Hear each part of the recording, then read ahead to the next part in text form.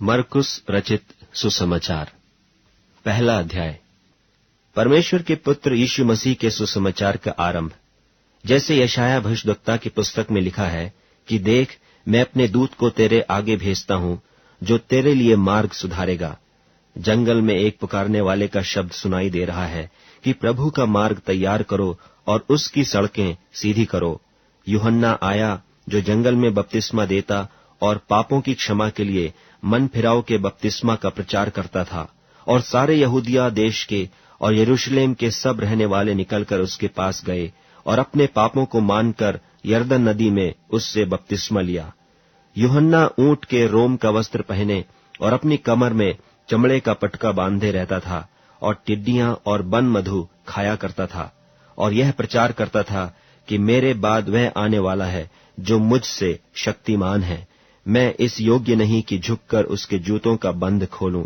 मैंने तो तुम्हें पानी से बपतिस्मा दिया है, पर वह तुम्हें पवित्र आत्मा से बपतिस्मा देगा।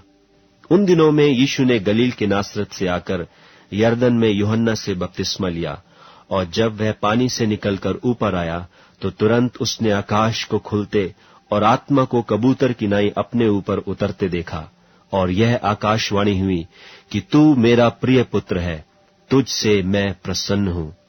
तब आत्मा ने तुरंत उसको जंगल की ओर भेजा, और जंगल में 40 दिन तक शैतान ने उसकी परीक्षा की, और वह वन पशुओं के साथ रहा, और स्वर्गदूत उसकी सेवा करते रहे। यूहन्ना के पकड़वाए जाने के बाद यीशु ने गलील में आकर परमेश्वर के राज्य का सुसमाचार प्रचार किया और कहा, समय पूरा हुआ है और परमेश्वर का राज निकट आ गया है। मन फिराओ और सुसमाचार पर विश्वास करो। गलील की झील के किनारे किनारे जाते हुए उसने शमौन और उसके भाई अंद्रियास को झील में जाल डालते देखा, क्योंकि वे मछुए थे। और यीशु ने उनसे कहा, मेरे पीछे चले आओ, मैं तुमको मनुष्यों के मछुए बनाऊंगा। वे तुरंत जालों को छोड़कर उसके पीछे हो लिए, और कुछ आगे बढ़कर उसने जब्दी के पुत्र याकूब और उसके भाई यूहन्ना को नाव पर जालों को सुधारते देखा। उसने तुरंत उन्हें बुलाया, और वे अपने पिता जब्दी को मजदूरों के साथ नाव पर छोड़कर उसके पीछे चले गए। और वे कफरनहूम में आए, और वह तुरंत सब्त के दिन सभा के घर में जाकर उपदेश करने लगा। और लोग उसके उपदेश से चकित हुए, क्योंकि वह उन्हें शास्त्रियों की नाई नहीं, परंतु अधिकारी की नाई उपदेश देता था। और उसी समय उनकी सभा के घर में एक मनुष्य था जिसमें एक अशुद्ध आत्मा थी। उसने चिल्लाकर कहा, हे यीशु नासरी, हमें तुझसे क्या काम? क्या तू हमें नाश करने आया है? मैं तुझे जानता हूं, तू कौन है? परमेश्वर का पवित्र जन। यीशु ने उसे डांट कर कहा, चुप रह और उसमें से निकल जा।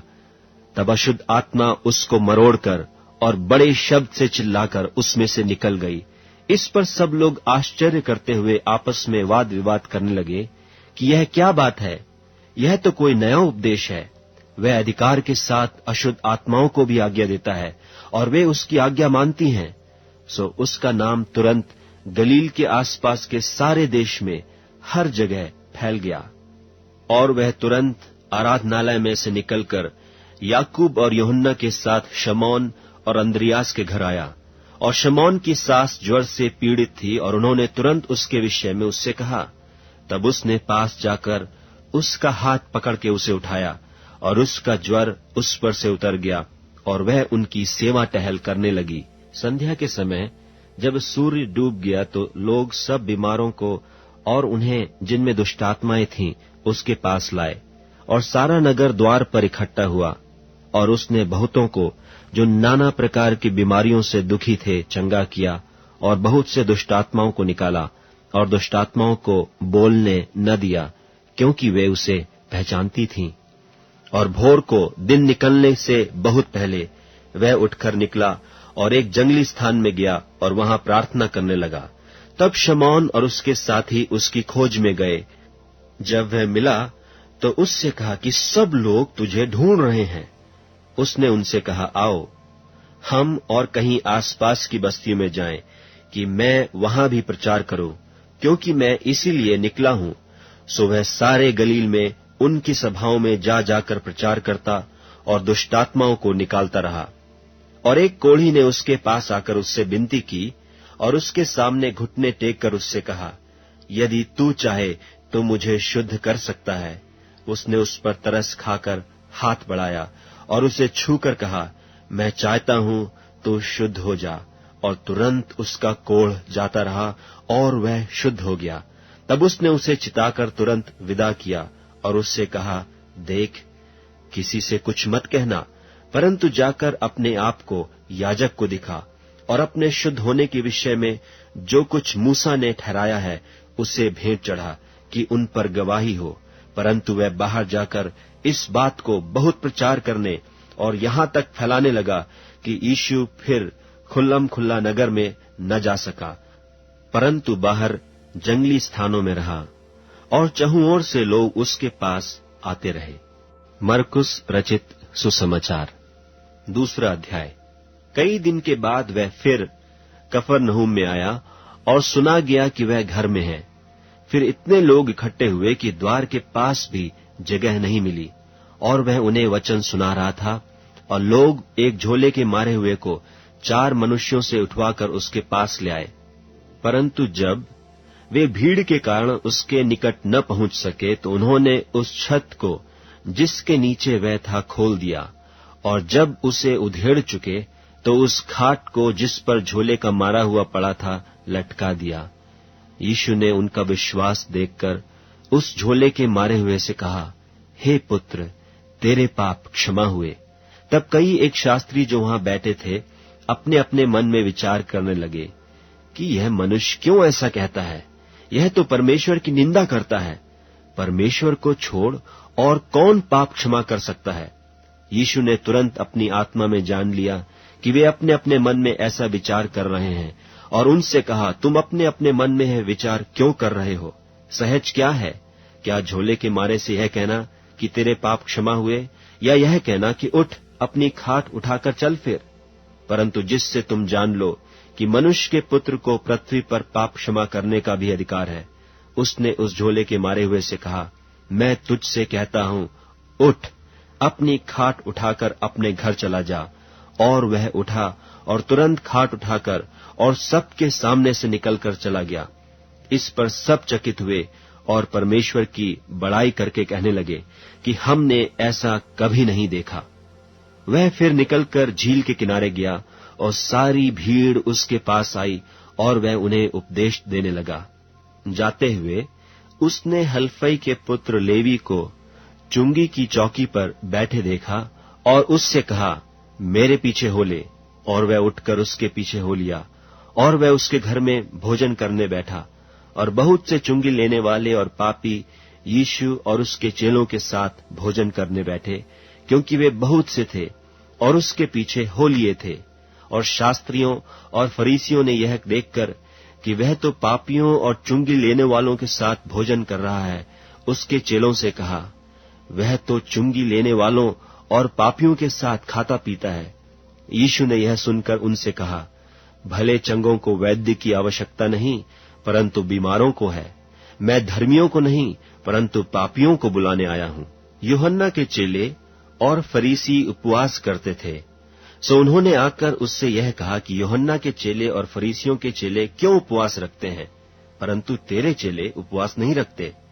यीशु ने उनसे कहा, जब तक दूल्हा बारातियों के साथ रहता है, क्या वे उपवास कर सकते हैं? सो जब तक दूल्हा उनके साथ है तब तक वे उपवास नहीं कर सकते। परंतु वे दिन आएंगे कि दूल्हा उनसे अलग किया जाएगा, उस समय वे उपवास करेंगे। कोरे कपड़े का पैबंद पुराने पहिरावन पर कोई नहीं लगाता, नहीं तो वह पैबंद उसमें से कुछ खींच लेगा, अर्थात नया पुराने से, और वह और फट जाएगा। नए दाखरस को पुरानी मशकों में कोई नहीं रखता, नहीं तो दाखरस मशकों को फाड़ देगा और दाखरस और मशकें दोनों नष्ट हो जाएंगी। परंतु दाख का नया रस नई मशकों में भरा जाता है। और ऐसा हुआ कि वह सब्त के दिन खेतों में से होकर जा रहा था और उसके चेले चलते हुए बालें तोड़ने लगे। तब फरीसियों ने उससे कहा, देख, ये सब्त के दिन वह काम क्यों करते हैं जो उचित नहीं? उसने उनसे कहा, क्या तुमने कभी नहीं पढ़ा कि जब दाऊद को आवश्यकता हुई और जब वह और उसके साथी भूखे हुए, तब उसने क्या किया था? उसने क्यों कर अबियातार महायाजक के समय परमेश्वर के भवन में जाकर भेंट की रोटियां खाईं, जिसका खाना याजकों को छोड़ और किसी को भी उचित नहीं, और अपने साथियों को भी दी। और उसने उनसे कहा, सब्त का दिन मनुष्य के लिए बनाया गया है, न कि मनुष्य सब्त के दिन के लिए। इसलिए मनुष्य का पुत्र सब्त के दिन का भी स्वामी है। मरकुस रचित सुसमाचार 3 अध्याय। और वह आराधनालय में फिर गया, और वहां एक मनुष्य था जिसका हाथ सूख गया था, और वे उस पर दोष लगाने के लिए उसकी घात में लगे हुए थे कि देखें वह सब्त के दिन में उसे चंगा करता है कि नहीं। उसने सूखे हाथ वाले मनुष्य से कहा, बीच में खड़ा हो, और उनसे कहा, क्या सब्त के दिन भला करना उचित है या बुरा करना, प्राण को बचाना या मारना?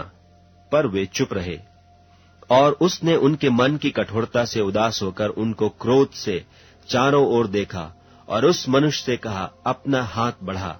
उसने बढ़ाया, और उसका हाथ अच्छा हो गया। तब फरीसी बाहर जाकर तुरंत हेरोदियों के साथ उसके विरोध में सम्मति करने लगे कि उसे किस प्रकार नाश करें। और यीशु अपने चेलों के साथ झील की ओर चला गया, और गलील से एक बड़ी भीड़ उसके पीछे हो ली, और यहूदिया और यरूशलेम और इदूमिया से और यरदन के पार और सूर और सैदा के आसपास से एक बड़ी भीड़ यह सुनकर कि वह कैसे अचंभे के काम करता है, उसके पास आई। और उसने अपने चेलों से कहा, भीड़ के कारण एक छोटी नाव मेरे लिए तैयार रहे, ताकि वे मुझे दबा न सकें, क्योंकि उसने बहुतों को चंगा किया था। इसलिए जितने लोग रोग से ग्रसित थे, उसे छूने के लिए उस पर गिरे पड़ते थे। और अशुद्ध आत्माएं भी जब उसे देखती थीं, तो उसके आगे गिर पड़ती थीं और चिल्लाकर कहती थीं कि तू परमेश्वर का पुत्र है। और उसने उन्हें बहुत चिताया कि मुझे प्रकट न करना।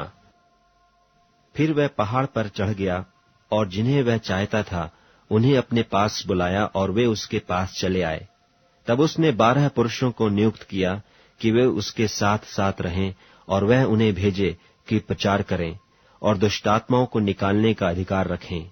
और वे ये हैं, शमौन जिसका नाम उसने पतरस रखा, और जब्दी का पुत्र याकूब, और याकूब का भाई यूहन्ना जिसका नाम उसने बुअनर्गिस अर्थात गर्जन के पुत्र रखा, और अंद्रियास और फिलिपुस और बरतुलमई और मत्ती और थोमा और हल्फई का पुत्र याकूब और तद्दी और शमौन कनानी और यहूदा इस्करियोती जिसने उसे पकड़वा भी दिया। और वह घर में आया, और ऐसी भीड़ इकट्ठी हो गई कि वे रोटी भी न खा सके। जब उसके कुटुंबियों ने यह सुना तो उसे पकड़ने के लिए निकले, क्योंकि कहते थे कि उसका चित्त ठिकाने नहीं है। और शास्त्री जो यरूशलेम से आए थे यह कहते थे कि उसमें शैतान है, और यह भी कि वह दुष्टात्माओं के सरदार की सहायता से दुष्टात्माओं को निकालता है। और वह उन्हें पास बुलाकर उनसे दृष्टांतों में कहने लगा, शैतान क्यों कर शैतान को निकाल सकता है, और यदि किसी राज्य में फूट पड़े तो वह राज्य क्यों कर स्थिर रह सकता है, और यदि किसी घर में फूट पड़े तो वह घर क्यों कर स्थिर रह सकेगा। और यदि शैतान अपना ही विरोधी होकर अपने में फूट डाले तो वह क्यों कर बना रह सकता है, उसका तो अंत ही हो जाता है। किंतु कोई मनुष्य किसी बलवंत के घर में घुसकर उसका माल लूट नहीं सकता, जब तक कि वह पहले उस बलवंत को न बांध ले, और तब उसके घर को लूट लेगा। मैं तुमसे सच कहता हूं कि मनुष्यों की संतान के सब पाप और निंदा जो वे करते हैं क्षमा की जाएगी, परंतु जो कोई पवित्र आत्मा के विरुद्ध निंदा करे वह कभी भी क्षमा न किया जाएगा, वरन वह अनंत पाप का अपराधी ठहरता है। क्योंकि वे यह कहते थे कि उसमें अशुद्ध आत्मा है। और उसकी माता और उसके भाई आए और बाहर खड़े होकर उसे बुलवा भेजा, और भीड़ उसके आसपास बैठी थी। और उन्होंने उससे कहा, देख, तेरी माता और तेरे भाई बाहर तुझे ढूंढते हैं।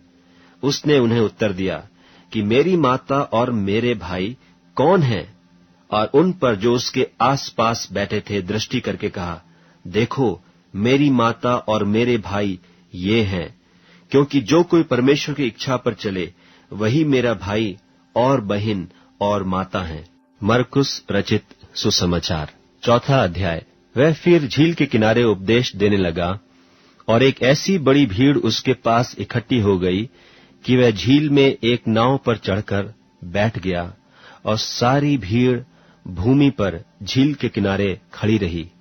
और वह उन्हें दृष्टांतों में बहुत सी बातें सिखाने लगा, और अपने उपदेश में उनसे कहा, सुनो, एक बोने वाला बीज बोने के लिए निकला, और बोते समय कुछ तो मार्ग के किनारे गिरा, और पक्षियों ने आकर उसे चुग लिया, और कुछ पथरीली भूमि पर गिरा, जहां उसको बहुत मिट्टी न मिली, और गहरी मिट्टी न मिलने के कारण जल्द उगाया, और जब सूर्य निकला तो जल गया, और जड़ न पकड़ने के कारण सूख गया। और कुछ तो झाड़ियों में गिरा, और झाड़ियों ने बढ़कर उसे दबा लिया, और वह फल न लाया। परंतु कुछ अच्छी भूमि पर गिरा, और वह उगा और बढ़कर फलवंत हुआ, और कोई 30 गुणा, कोई 60 गुणा और कोई 100 गुणा फल लाया। और उसने कहा, जिसके पास सुनने के लिए कान हो वह सुन ले। जब वह अकेला रह गया तो उसके साथियों ने उन 12 समेत उससे इन दृष्टांतों के विषय में पूछा। उसने उनसे कहा, तुमको तो परमेश्वर के राज्य के भेद की समझ दी गई है, परंतु बाहर वालों के लिए सब बातें दृष्टांतों में होती हैं, इसलिए कि वे देखते हुए देखें और उन्हें सुझाई न पड़े, और सुनते हुए सुने भी और न समझें, ऐसा न हो कि वे फिरें और क्षमा किए जाएं। फिर उसने उनसे कहा, क्या तुम यह दृष्टांत नहीं समझते? तो फिर और सब दृष्टांतों को क्यों कर समझोगे? बोने वाला वचन बोता है।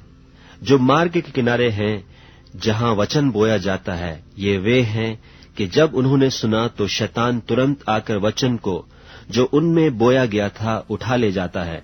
और वैसे ही जो पथरीली भूमि पर बोए जाते हैं, ये वे हैं कि जो वचन को सुनकर तुरंत आनंद से ग्रहण कर लेते हैं, परंतु अपने भीतर जड़ न रखने के कारण वे थोड़े ही दिनों के लिए रहते हैं। इसके बाद जब वचन के कारण उन पर क्लेश या उपद्रव होता है तो वे तुरंत ठोकर खाते हैं। और जो झाड़ियों में बोए गए, ये वे हैं जिन्होंने वचन सुना, और संसार की चिंता और धन का धोखा और वस्तुओं का लोभ उनमें समाकर वचन को दबा देता है, और वह निष्फल रह जाता है। और जो अच्छी भूमि में बोए गए, ये वे हैं जो वचन सुनकर ग्रहण करते और फल लाते हैं, कोई 30 गुणा, कोई 60 गुणा और कोई 100 गुणा। और उसने उनसे कहा, क्या दिए को इसलिए लाते हैं कि पैमाने या खाट के नीचे रखा जाए? क्या इसलिए नहीं कि दीवट पर रखा जाए? क्योंकि कोई वस्तु छिपी नहीं, परंतु इसलिए कि प्रकट हो जाए, और न कुछ गुप्त है, पर इसलिए कि प्रकट हो जाए। यदि किसी के सुनने के कान हो तो सुन ले। फिर उसने उनसे कहा, चौकस रहो कि क्या सुनते हो। जिस नाप से तुम नापते हो, उसी से तुम्हारे लिए भी नापा जाएगा, और तुमको अधिक दिया जाएगा। क्योंकि जिसके पास है उसको दिया जाएगा, परंतु जिसके पास नहीं है, उससे वह भी जो उसके पास है ले लिया जाएगा। फिर उसने कहा, परमेश्वर का राज्य ऐसा है जैसे कोई मनुष्य भूमि पर बीज छींटे, और रात को सोए और दिन को जागे, और वह बीज ऐसे उगे और ऐसे बढ़े कि वह न जाने। पृथ्वी आप से आप फल लाती है, पहले अंकुर, तब बाल, और तब बालों में तैयार दाना। परंतु जब दाना पक जाता है, तब वह तुरंत हंसिया लगाता है, क्योंकि कटनी आ पहुंची है। फिर उसने कहा, हम परमेश्वर के राज्य की उपमा किस से दें, और किस दृष्टांत से उसका वर्णन करें? वह राई के दाने के समान है कि जब भूमि में बोया जाता है तो भूमि के सब बीजों से छोटा होता है, परंतु जब बोया गया तो उगकर सब साग पात से बड़ा हो जाता है, और उसकी ऐसी बड़ी डालियां निकलती हैं कि आकाश के पक्षी उसकी छाया में बसेरा कर सकते हैं। और वह उन्हें इस प्रकार के बहुत से दृष्टांत दे देकर उनकी समझ के अनुसार वचन सुनाता था, और बिना दृष्टांत कहे उनसे कुछ भी नहीं कहता था, परंतु एकांत में वह अपने निज चेलों को सब बातों का अर्थ बताता था। उसी दिन जब सांझ हुई तो उसने उनसे कहा, आओ हम पार चलें। और वे भीड़ को छोड़कर जैसा वह था वैसे ही उसे नाव पर साथ ले चले, और उसके साथ और भी नावें थीं। तब बड़ी आंधी आई और लहरें नाव पर यहां तक लगीं कि वह अब पानी से भरी जाती थी, और वह आप पिछले भाग में गद्दी पर सो रहा था। तब उन्होंने उसे जगाकर उससे कहा, हे गुरु, क्या तुझे चिंता नहीं कि हम नाश हुए जाते हैं? तब उसने उठकर आंधी को डांटा और पानी से कहा, शांत रह, थम जा। और आंधी थम गई और बड़ा चैन हो गया। और उनसे कहा, तुम क्यों डरते हो? क्या तुम्हें अब तक विश्वास नहीं? और वे बहुत ही डर गए और आपस में बोले, यह कौन है कि आंधी और पानी भी उसकी आज्ञा मानते हैं? मरकुस रचित सुसमाचार 5वां अध्याय। और वे झील के पास गिरासेनियों के देश में पहुंचे, और जब वह नाव पर से उतरा तो तुरंत एक मनुष्य जिसमें अशुद्ध आत्मा थी कब्रों से निकलकर उसे मिला। वह कब्रों में रहा करता था, और कोई उसे सांकलों से भी न बांध सकता था, क्योंकि वह बार बार बेड़ियों और सांकलों से बांधा गया था। पर उसने सांकलों को तोड़ दिया और बेड़ियों के टुकड़े टुकड़े कर दिए थे, और कोई उसे वश में नहीं कर सकता था। वह लगातार रात दिन कब्रों और पहाड़ों में चिल्लाता और अपने को पत्थरों से घायल करता था। वह यीशु को दूर ही से देखकर दौड़ा और उसे प्रणाम किया, और ऊंचे शब्द से चिल्लाकर कहा, हे यीशु, परम प्रधान परमेश्वर के पुत्र, मुझे तुझसे क्या काम? मैं तुझे परमेश्वर की शपथ देता हूं कि मुझे पीड़ा न दे। क्योंकि उसने उससे कहा था कि हे अशुद्ध आत्मा, इस मनुष्य में से निकल आ। उसने उससे पूछा, तेरा क्या नाम है? उसने उससे कहा, मेरा नाम सेना है, क्योंकि हम बहुत हैं। और उसने उससे बहुत विनती की कि हमें इस देश से बाहर न भेज। वहां पहाड़ पर सूअरों का एक बड़ा झुंड चर रहा था, और उन्होंने उससे विनती करके कहा कि हमें उन सूअरों में भेज दे कि हम उनके भीतर जाएं। तो उसने उन्हें आज्ञा दी, और अशुद्ध आत्मा निकलकर सूअरों के भीतर बैठ गई, और झुंड जो कोई 2000 का था कड़ाड़े पर से झपटकर झील में जा पड़ा और डूब मरा। और उनके चरवाहों ने भागकर नगर और गांवों में समाचार सुनाया। और जो हुआ था लोग उसे देखने आए, और यीशु के पास आकर वे उसको जिसमें दुष्टात्माएं थीं, अर्थात जिसमें सेना समाई थी, कपड़े पहने और सचेत बैठे देखकर डर गए। और देखने वालों ने उसका जिसमें दुष्टात्माएं थीं और सूअरों का पूरा हाल उनको कह सुनाया। और वे उससे विनती करके कहने लगे कि हमारे सिवानों से चला जा। और जब वह नाव पर चढ़ने लगा तो वह जिसमें पहले दुष्टात्माएं थीं उससे विनती करने लगा कि मुझे अपने साथ रहने दे। परंतु उसने उसे आज्ञा न दी, और उससे कहा, अपने घर जाकर अपने लोगों को बता कि तुझ पर दया करके प्रभु ने तेरे लिए कैसे बड़े काम किए हैं।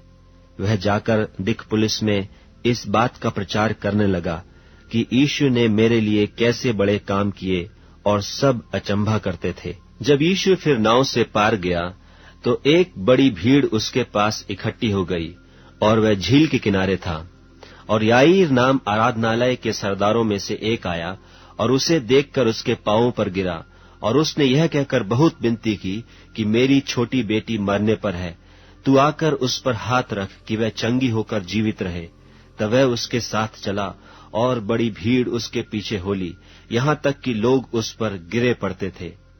और एक स्त्री जिसको 12 वर्ष से लहू बहने का रोग था, और जिसने बहुत वैद्यों से बड़ा दुख उठाया और अपना सब माल व्यय करने पर भी कुछ लाभ न उठाया था, परंतु और भी रोगी हो गई थी, यीशु की चर्चा सुनकर भीड़ में उसके पीछे से आई और उसके वस्त्र को छू लिया, क्योंकि वह कहती थी, यदि मैं उसके वस्त्र ही को छू लूंगी तो चंगी हो जाऊंगी।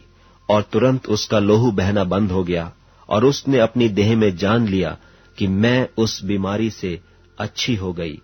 यीशु ने तुरंत अपने में जान लिया कि मुझ में से सामर्थ निकली है, और भीड़ में पीछे फिरकर पूछा, मेरा वस्त्र किसने छुआ? उसके चेलों ने उससे कहा, तू देखता है कि भीड़ तुझ पर गिरी पड़ती है और तू कहता है कि किसने मुझे छुआ? तब उसने उसे देखने के लिए जिसने यह काम किया था चारों ओर दृष्टि की। तब वह स्त्री है जानकर कि मेरी कैसी भलाई हुई है, डरती और कांपती हुई आई और उसके पांवों पर गिरकर उससे सब हाल चाल सच सच कह दिया। उसने उससे कहा, पुत्री, तेरे विश्वास ने तुझे चंगा किया है, कुशल से जा और अपनी इस बीमारी से बची रह।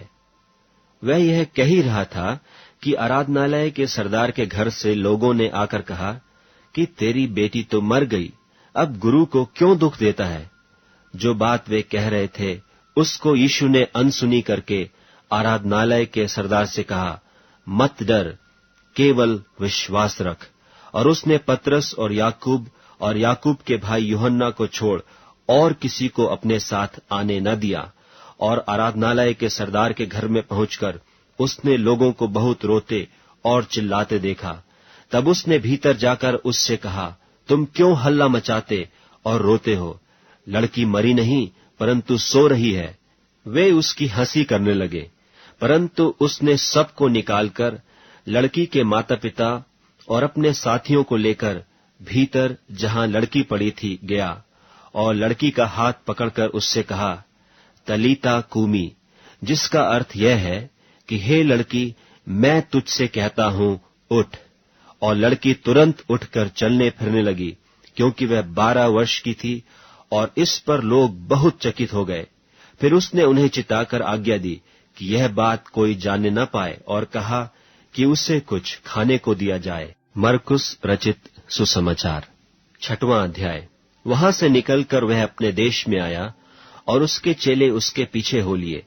सब्त के दिन वह आराधनालय में उपदेश करने लगा और बहुत लोग सुनकर चकित हुए और कहने लगे, इसको ये बातें कहां से आ गईं? और यह कौन सा ज्ञान है जो उसको दिया गया है? और कैसे सामर्थ के काम इसके हाथों से प्रकट होते हैं? क्या यह वही बढ़ई नहीं जो मरियम का पुत्र और याकूब और योसेस और यहूदा और शमौन का भाई है? और क्या उसकी बहनें यहां हमारे बीच में नहीं रहती? इसलिए उन्होंने उसके विषय में ठोकर खाई।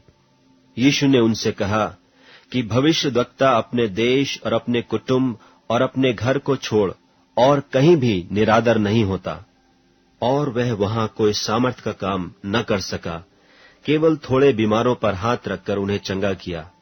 और उसने उनके अविश्वास पर आश्चर्य किया और चारों ओर के गांवों में उपदेश करता फिरा। और वह 12 को अपने पास बुलाकर उन्हें 2-2 करके भेजने लगा और उन्हें अशुद्ध आत्माओं पर अधिकार दिया। और उसने उन्हें आज्ञा दी कि मार्ग के लिए लाठी छोड़ और कुछ न लो, न तो रोटी, न झोली, न पटके में पैसे, परंतु जूतियां पहनो और 2-2 कुर्ते न पहनो। और उसने उनसे कहा, जहां कहीं तुम किसी घर में उतरो तो जब तक वहां से विदा न हो तब तक उसी में ठहरे रहो। जिस स्थान के लोग तुम्हें ग्रहण न करें और तुम्हारी न सुने, वहां से चलते ही अपने तलवों की धूल झाड़ डालो कि उन पर गवाही हो।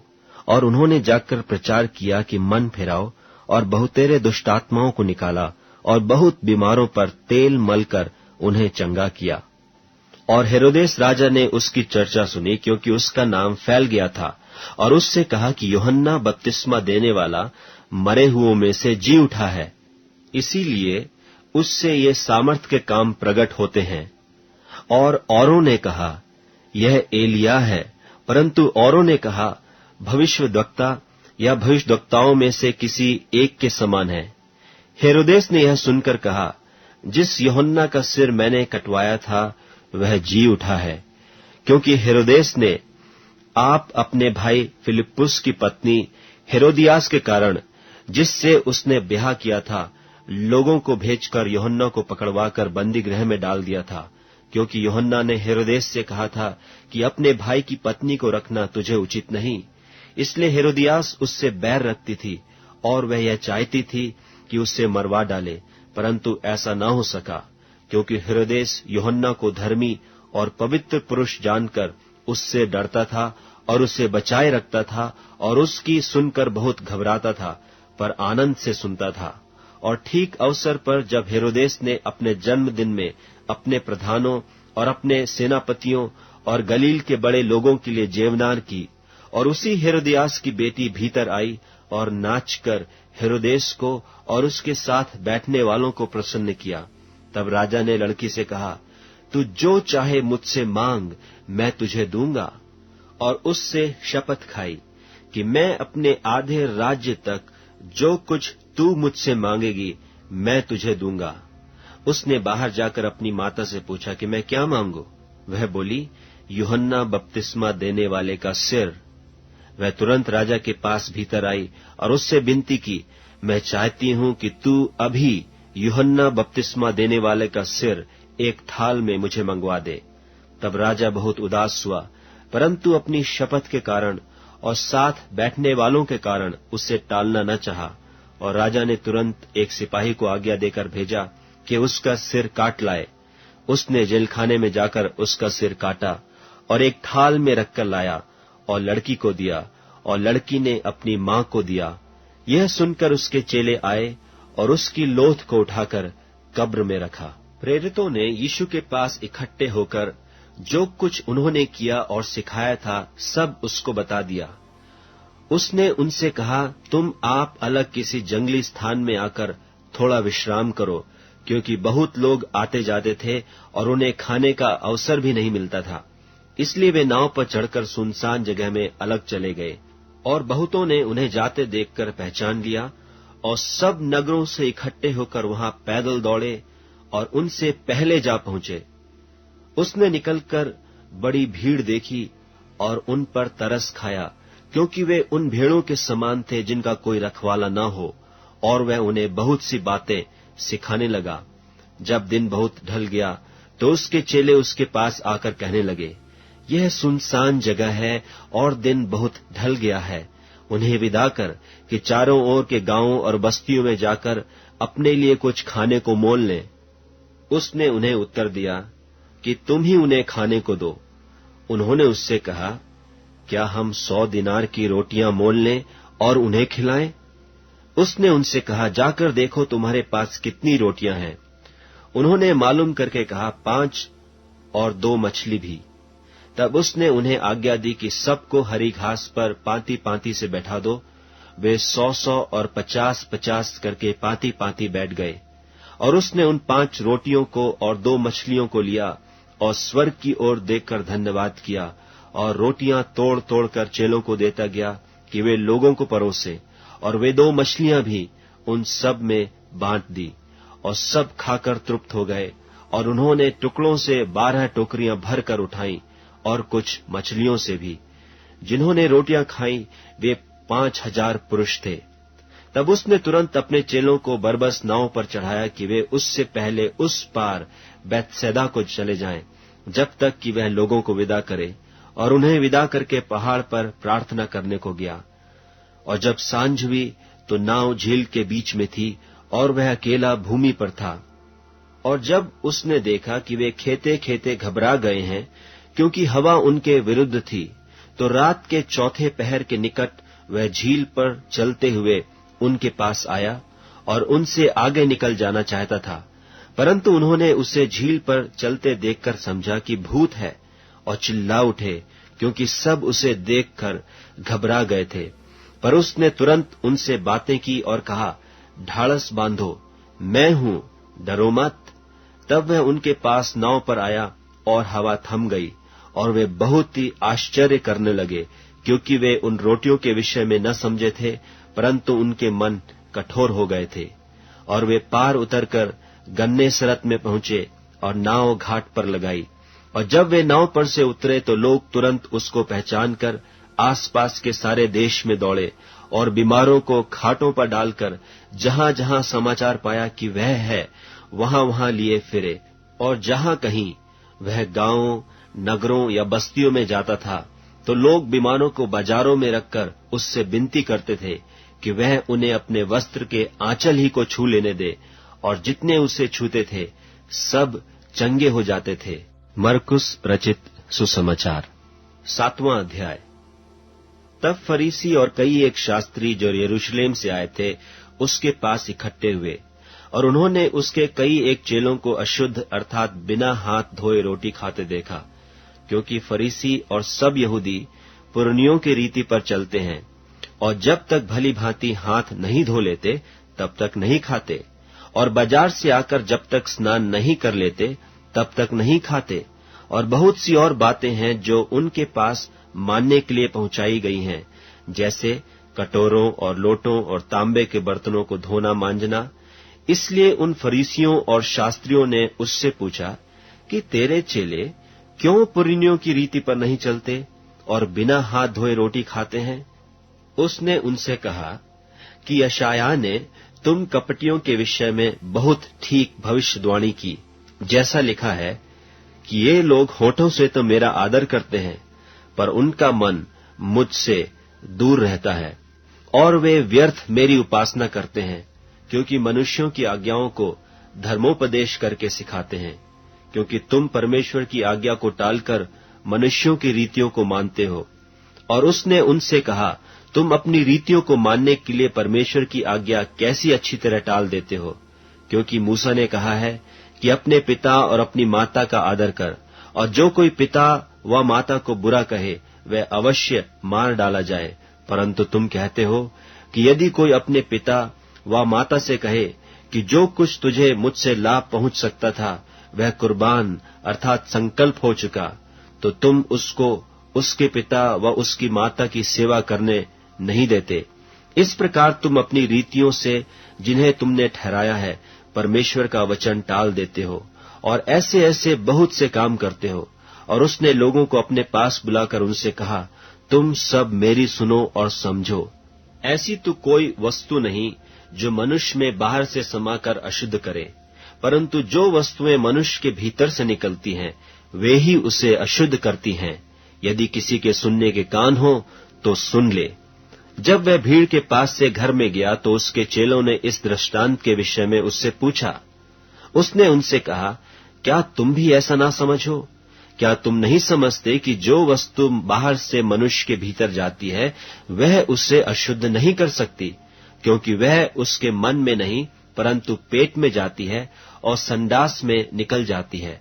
यह कहकर उसने सब भोजन वस्तुओं को शुद्ध ठहराया।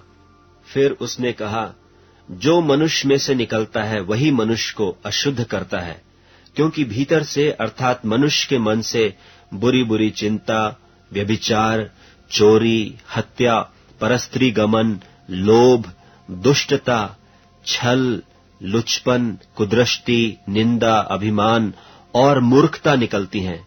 ये सब बुरी बातें भीतर ही से निकलती हैं और मनुष्य को अशुद्ध करती हैं। फिर वह वहां से उठकर सूर और सैदा के देशों में आया और एक घर में गया और चाहता था कि कोई न जाने, परंतु वह छिप न सका।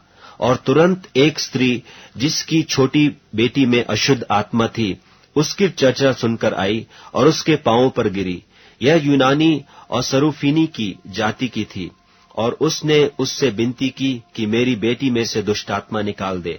उसने उससे कहा, पहले लड़कों को तृप्त होने दे, क्योंकि लड़कों की रोटी लेकर कुत्तों के आगे डालना उचित नहीं है।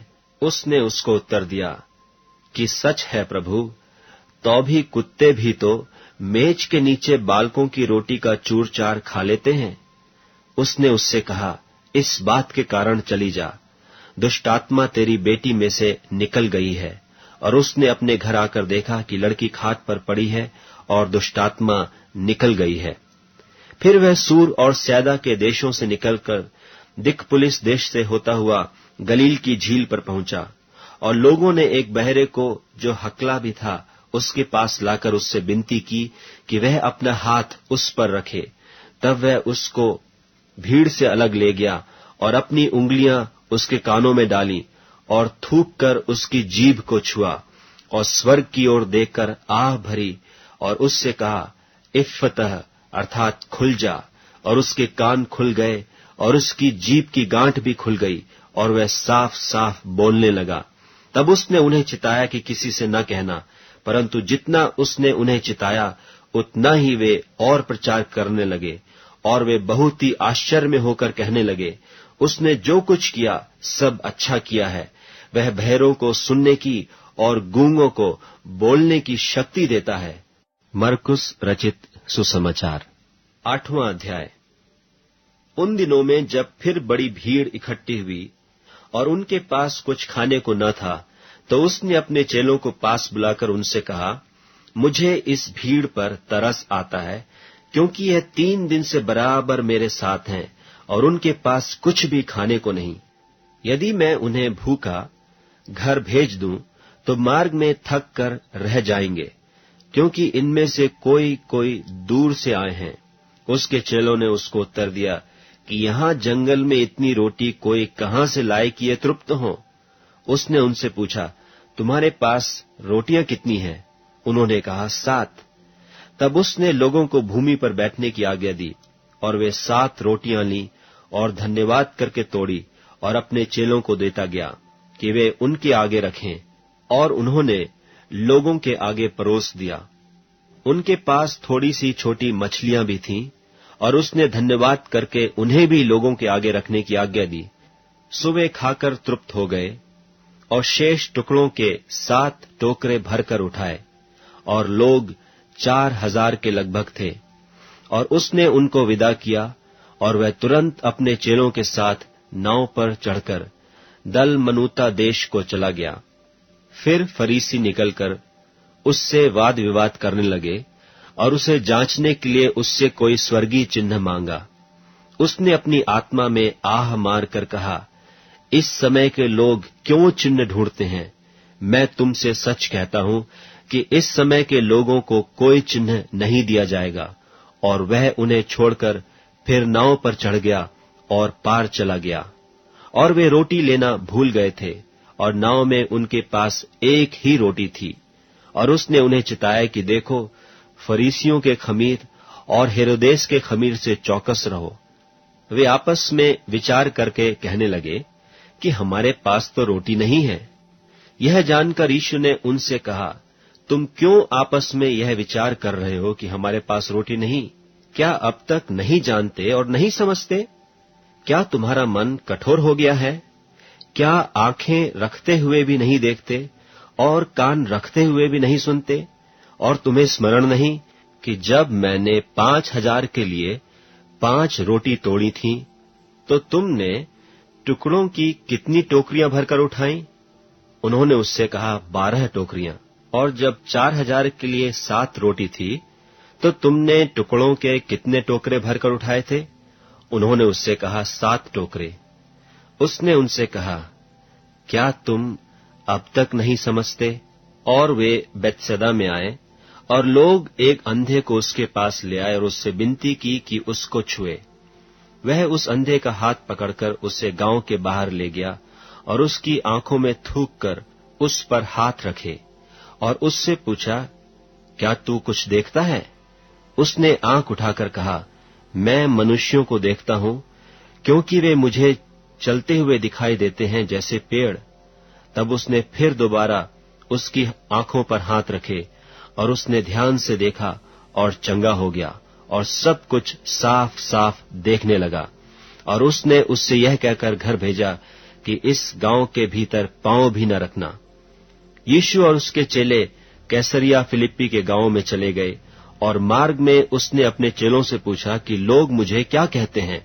उन्होंने उत्तर दिया कि यूहन्ना बपतिस्मा देने वाला, पर कोई कोई एलिया और कोई कोई भविष्यद्वक्ताओं में से एक भी कहते हैं। उसने उनसे पूछा, परंतु तुम मुझे क्या कहते हो? पतरस ने उसको उत्तर दिया, तू मसीह है। तब उसने उन्हें चिताकर कहा कि मेरे विषय में यह किसी से न कहना। और वह उन्हें सिखाने लगा कि मनुष्य के पुत्र के लिए अवश्य है कि वह बहुत दुख उठाए और पुरनिये और महायाजक और शास्त्री उसे तुच्छ समझकर मार डालें और वह 3 दिन के बाद जी उठे। उसने यह बात उनसे साफ साफ कह दी। इस पर पतरस उसे अलग ले जाकर झिड़कने लगा, परंतु उसने फिरकर और अपने चेलों की ओर देखकर पतरस को झिड़क कर कहा कि हे शैतान, मेरे सामने से दूर हो, क्योंकि तू परमेश्वर की बातों पर नहीं परंतु मनुष्यों की बातों पर मन लगाता है। उसने भीड़ को अपने चेलों समेत पास बुलाकर उनसे कहा, जो कोई मेरे पीछे आना चाहे वह अपने आपे से इनकार करे और अपना क्रूस उठाकर मेरे पीछे हो ले। क्योंकि जो कोई अपना प्राण बचाना चाहे वह उसे खोएगा, पर जो कोई मेरे और सुसमाचार के लिए अपना प्राण खोएगा वह उसे बचाएगा। यदि मनुष्य सारे जगत को प्राप्त करे और अपने प्राण की हानि उठाए तो उसे क्या लाभ होगा, और मनुष्य अपने प्राण के बदले क्या देगा। जो कोई इस व्यभिचारी और पापी जाति के बीच मुझसे और मेरी बातों से लजाएगा, मनुष्य का पुत्र भी जब वह पवित्र दूतों के साथ अपने पिता की महिमा सहित आएगा तब उससे भी लजाएगा। मरकुस रचित सुसमाचार 9वां अध्याय। और उसने उनसे कहा, मैं तुमसे सच कहता हूं कि जो यहां खड़े हैं उनमें से कोई कोई ऐसे हैं कि जब तक परमेश्वर के राज्य को सामर्थ्य सहित आया हुआ न देख लें तब तक मृत्यु का स्वाद कदापि न चखेंगे। 6 दिन के बाद यीशु ने पतरस और याकूब और यूहन्ना को साथ लिया और एकांत में किसी ऊंचे पहाड़ पर ले गया, और उनके सामने उसका रूप बदल गया और उसका वस्त्र ऐसा चमकने लगा और यहां तक अति उज्जवल हुआ कि पृथ्वी पर कोई धोबी भी वैसा उज्जवल नहीं कर सकता। और उन्हें मूसा के साथ एलिया दिखाई दिया और वे यीशु के साथ बातें करते थे। इस पर पतरस ने यीशु से कहा, हे रब्बी, हमारा यहां रहना अच्छा है, इसलिए हम 3 मंडप बनाएं, एक तेरे लिए, एक मूसा के लिए और एक एलिया के लिए। क्योंकि वह न जानता था कि क्या उत्तर दे, इसलिए कि वे बहुत डर गए थे। तब एक बादल ने उन्हें छा लिया और उस बादल में से यह शब्द निकला कि यह मेरा प्रिय पुत्र है, उसकी सुनो। तब उन्होंने एकाएक चारों ओर दृष्टि की और यीशु को छोड़ अपने साथ और किसी को न देखा। पहाड़ से उतरते हुए उसने उन्हें आज्ञा दी कि जब तक मनुष्य का पुत्र मरे हुओं में से जी न उठे तब तक जो कुछ तुमने देखा है वह किसी से न कहना। उन्होंने इस बात को स्मरण रखा और आपस में वाद विवाद करने लगे कि मरे हुओं में से जी उठने का क्या अर्थ है। और उन्होंने उससे पूछा, शास्त्री क्यों कहते हैं कि एलिय्याह का पहले आना अवश्य है? उसने उन्हें उत्तर दिया कि एलिय्याह सचमुच पहले आकर सब कुछ सुधारेगा, परंतु मनुष्य के पुत्र के विषय में यह क्यों लिखा है कि वह बहुत दुख उठाएगा और तुच्छ गिना जाएगा? परंतु मैं तुमसे कहता हूं कि एलिय्याह तो आ चुका, और जैसा उसके विषय में लिखा है उन्होंने जो कुछ चाहा उसके साथ किया। और जब वह चेलों के पास आया तो देखा कि उनके चारों ओर बड़ी भीड़ लगी है और शास्त्री उनके साथ विवाद कर रहे हैं। और उसे देखते ही सब बहुत ही आश्चर्य करने लगे और उसकी ओर दौड़कर उससे नमस्कार किया। उसने उनसे पूछा, तुम इनसे क्या विवाद कर रहे हो? भीड़ में से एक ने उसे उत्तर दिया कि हे गुरु, मैं अपने पुत्र को जिसमें गूंगी आत्मा समाई है तेरे पास लाया था। जहां कहीं वह उसे पकड़ती है वहीं पटक देती है, और वह मुंह में फेन भर लाता और दांत पीसता और सूखता जाता है। और मैंने तेरे चेलों से कहा था कि वे उसे निकाल दें, परंतु वह निकाल न सके। यह सुनकर उसने उनसे उत्तर देके कहा कि हे अविश्वासी लोगों, मैं कब तक तुम्हारे साथ रहूंगा और कब तक तुम्हारी सहूंगा? उसे मेरे पास लाओ। तबे उसे उसके पास ले आए, और जब उसने उसे देखा तो उस आत्मा ने तुरंत उसे मरोड़ा और वह भूमि पर गिरा और मुंह से फेन बहाते हुए लौटने लगा। उसने उसके पिता से पूछा कि इसकी यह दशा कब से है? उसने कहा, बचपन से। उसने इसे नाश करने के लिए कभी आग और कभी पानी में गिराया। परंतु यदि तू कुछ कर सके तो हम पर तरस खाकर हमारा उपकार कर। यीशु ने उससे कहा, यदि तू कर सकता है, यह क्या बात है? विश्वास करने वाले के लिए सब कुछ हो सकता है। बालक के पिता ने तुरंत गिड़गिड़ाकर कहा, हे प्रभु, मैं विश्वास करता हूं, मेरे अविश्वास का उपाय कर। जब यीशु ने देखा कि लोग दौड़कर भीड़ लगा रहे हैं तो उसने अशुद्ध आत्मा को यह कहकर डांटा कि हे गूंगी और बहिरी आत्मा, मैं तुझे आज्ञा देता हूं, उसमें से निकल आ और उसमें फिर कभी प्रवेश न कर। तब वह चिल्लाकर और उसे बहुत मरोड़कर निकल आई और बालक मरा हुआ सा हो गया। यहां तक कि बहुत लोग कहने लगे कि वह मर गया, परंतु यीशु ने उसका हाथ पकड़ के उसे उठाया और वह खड़ा हो गया। जब वह घर में आया तो उसके चेलों ने एकांत में उससे पूछा, हम उसे क्यों न निकाल सके? उसने उनसे कहा कि यह जाति बिना प्रार्थना किसी और उपाय से निकल नहीं सकती। फिर वे वहां से चले और गलील में होकर जा रहे थे, और वह नहीं चाहता था कि कोई जाने, क्योंकि वह अपने चेलों को उपदेश देता और उनसे कहता था कि मनुष्य का पुत्र मनुष्यों के हाथ में पकड़वाया जाएगा, और वे उसे मार डालेंगे, और वह मरने के 3 दिन बाद जी उठेगा। पर यह बात उनकी समझ में नहीं आई, और वे उससे पूछने से डरते थे। फिर वे कफरनहूम में आए, और घर में आकर उसने उनसे पूछा कि रास्ते में तुम किस बात पर विवाद करते थे? वे चुप रहे, क्योंकि मार्ग में उन्होंने आपस में यह वाद विवाद किया था कि हम में से बड़ा कौन है। तब उसने बैठकर 12 को बुलाया और उनसे कहा, यदि कोई बड़ा होना चाहे तो सबसे छोटा और सबका सेवक बने। और उसने एक बालक को लेकर उनके बीच में खड़ा किया और उसे गोद में लेकर उनसे कहा, जो कोई मेरे नाम से ऐसे बालकों में से किसी एक को भी ग्रहण करता है, वह मुझे ग्रहण करता है, और जो कोई मुझे ग्रहण करता वह मुझे नहीं वरन मेरे भेजने वाले को ग्रहण करता है। तब यूहन्ना ने उससे कहा, हे गुरु, हमने एक मनुष्य को तेरे नाम से दुष्ट आत्माओं को निकालते देखा, और हम उससे मना करने लगे, क्योंकि वह हमारे पीछे नहीं हो लेता था।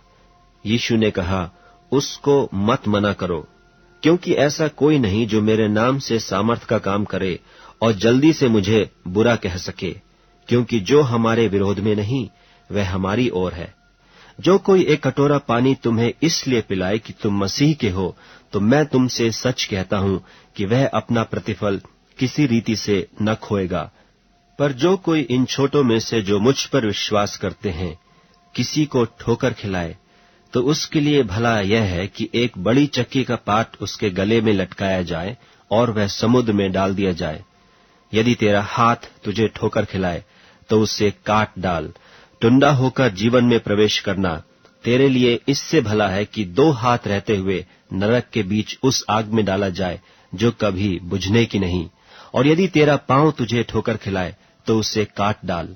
लंगड़ा होकर जीवन में प्रवेश करना तेरे लिए इससे भला है कि 2 पांव रहते हुए नरक में डाला जाए। और यदि तेरी आंख तुझे ठोकर खिलाए तो उसे निकाल डाल।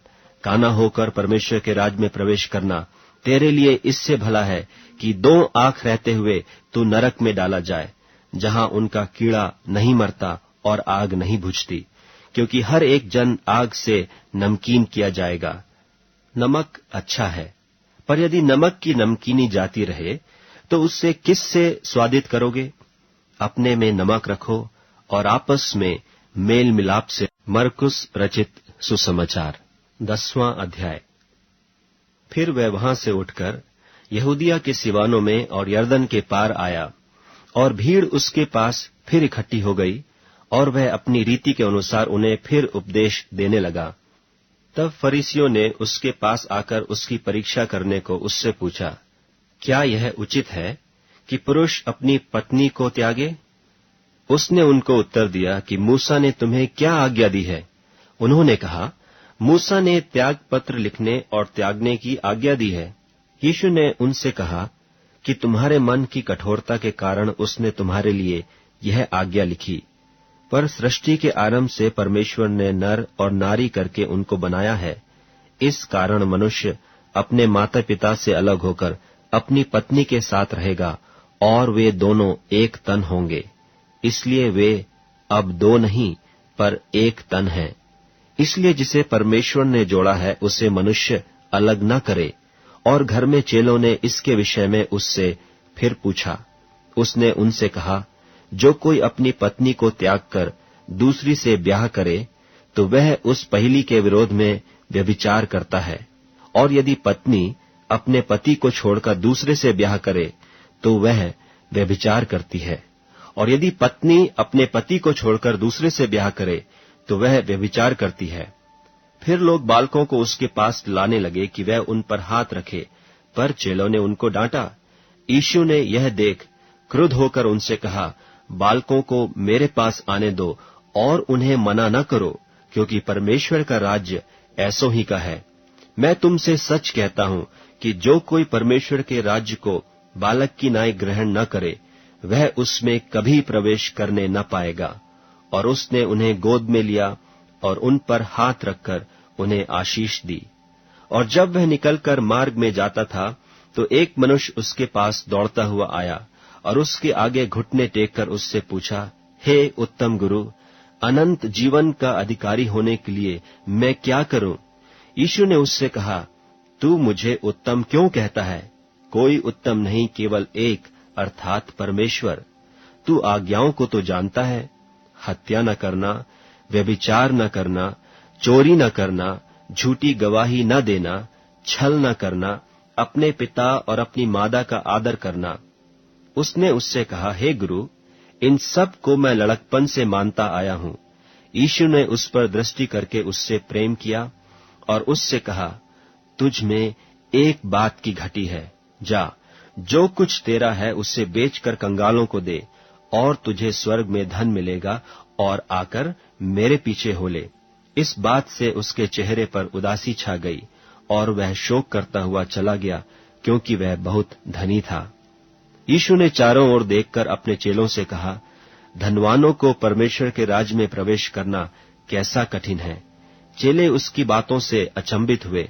इस पर यीशु ने फिर उनको उत्तर दिया, हे बालकों, जो धन पर भरोसा रखते हैं उनके लिए परमेश्वर के राज्य में प्रवेश करना कैसा कठिन है। परमेश्वर के राज्य में धनवान के प्रवेश करने से ऊंट का सुई के नाके में से निकल जाना सहज है। वे बहुत ही चकित होकर आपस में कहने लगे, तो फिर किसका उद्धार हो सकता है? यीशु ने उनकी ओर देखकर कहा, मनुष्यों से तो यह नहीं हो सकता, परंतु परमेश्वर से हो सकता है, क्योंकि परमेश्वर से सब कुछ हो सकता है। पतरस उससे कहने लगा कि देख, हम तो सब कुछ छोड़कर तेरे पीछे हो लिए हैं। यीशु ने कहा, मैं तुमसे सच कहता हूं कि ऐसा कोई नहीं जिसने मेरे और सुसमाचार के लिए घर या भाइयों या बहनों या माता या पिता या लड़के बालों या खेतों को छोड़ दिया हो और अब इस समय 100 गुणा न पाए। घरों और भाइयों और बहनों और माताओं और लड़के बालों और खेतों को पर उपद्रव के साथ और परलोक में अनंत जीवन। पर बहुतेरे जो पहले हैं पिछले होंगे, और जो पिछले हैं वे पहले होंगे। और वे यरूशलेम को जाते हुए मार्ग में थे, और यीशु उनके आगे आगे जा रहा था। और वे अचंभा करने लगे, और जो उसके पीछे पीछे चलते थे डरने लगे। तब वह फिर उन 12 को लेकर उनसे वे बातें करने लगा जो उस पर आने वाली थीं, कि देखो, हम यरूशलेम को जाते हैं, और मनुष्य का पुत्र महायाजकों और शास्त्रियों के हाथ पकड़वाया जाएगा, और वे उसको घात के योग्य ठहराएंगे और अन्य जातियों के हाथ में सौंपेंगे, और वे उसको ठट्ठों में उड़ाएंगे और उस पर थूकेंगे और उसे कोड़े मारेंगे और उसे घात करेंगे, और 3 दिन के बाद वह जी उठेगा। तब जब्दी के पुत्र याकूब और यूहन्ना ने उसके पास आकर कहा, हे गुरु, हम चाहते हैं कि जो कुछ हम तुझसे मांगे वही तू हमारे लिए करे। उसने उनसे कहा, तुम क्या चाहते हो कि मैं तुम्हारे लिए करूं? उन्होंने उससे कहा कि हमें यह दे कि तेरी महिमा में हम में से एक तेरे दाहिने और दूसरा तेरे बाएं बैठे। यीशु ने उनसे कहा, तुम नहीं जानते कि क्या मांगते हो। जो कटोरा मैं पीने पर हूं क्या पी सकते हो, और जो बपतिस्मा मैं लेने पर हूं क्या ले सकते हो? उन्होंने उससे कहा, हमसे हो सकता है। यीशु ने उनसे कहा, जो कटोरा मैं पीने पर हूं तुम पियोगे, और जो बपतिस्मा मैं लेने पर हूं उसे लोगे, पर जिनके लिए तैयार किया गया है उन्हें छोड़ और किसी को अपने दाहिने और अपने बाएं बिठाना मेरा काम नहीं। यह सुनकर 10 याकूब और यूहन्ना पर रिसियाने लगे, और यीशु ने उनको पास बुलाकर उनसे कहा, तुम जानते हो कि जो अन्य जातियों के हाकिम समझे जाते हैं वे उन पर प्रभुता करते हैं, और उनमें जो बड़े हैं उन पर अधिकार जताते हैं, पर तुम में ऐसा नहीं है।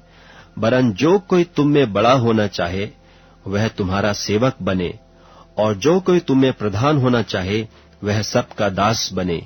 क्योंकि मनुष्य का पुत्र इसलिए नहीं आया कि उसकी सेवा टहल की जाए, पर इसलिए आया कि आप सेवा टहल करे और बहुतों की छुड़ौती के लिए अपना प्राण दे। और वे यरीहो में आए, और जब वह और उसके चेले और एक बड़ी भीड़ यरीहो से निकलती थी, तो तिमाई का पुत्र बरतिमाई, एक अंधा भिखारी, सड़क के किनारे बैठा था। वह यह सुनकर कि यीशु नासरी है, पुकार पुकार कर कहने लगा कि हे दाऊद की संतान यीशु, मुझ पर दया कर। बहुतों ने उसे डांटा कि चुप रहे, पर वह और भी पुकारने लगा कि हे दाऊद की संतान, मुझ पर दया कर। तब यीशु ने ठहर कर कहा, उसे बुलाओ। और लोगों ने उस अंधे को बुलाकर उससे कहा, ढाढ़स बांध, उठ, वह तुझे बुलाता है। वह अपना कपड़ा फेंक कर शीघ्र उठा और यीशु के पास आया। इस पर यीशु ने उससे कहा, तू क्या चाहता है कि मैं तेरे लिए करूं? अंधे ने उससे कहा, हे रब्बी, यह है कि मैं देखने लगूं। यीशु ने उससे कहा, चला जा, तेरे विश्वास ने तुझे चंगा कर दिया है।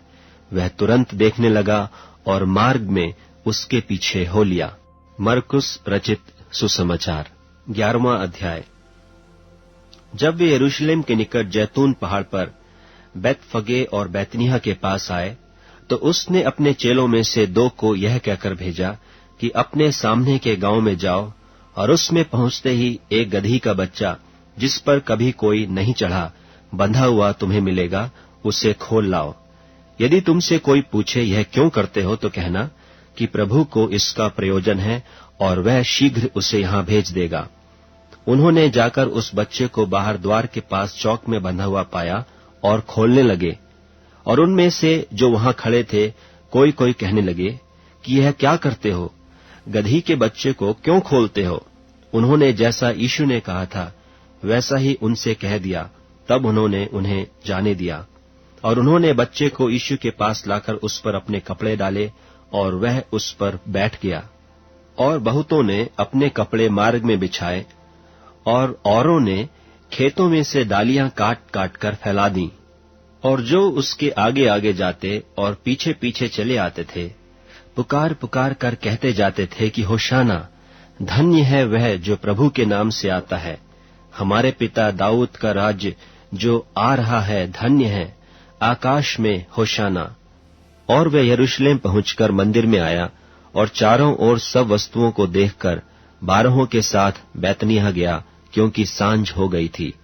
दूसरे दिन जब वे बैतनिय्याह से निकले, तो उसको भूख लगी, और वह दूर से अंजीर का एक हरा पेड़ देखकर निकट गया कि क्या जाने उसमें कुछ पाए, पर पत्तों को छोड़ कुछ न पाया, क्योंकि फल का समय न था। इस पर उसने उससे कहा, अब से कोई तेरा फल कभी न खाए। और उसके चेले सुन रहे थे।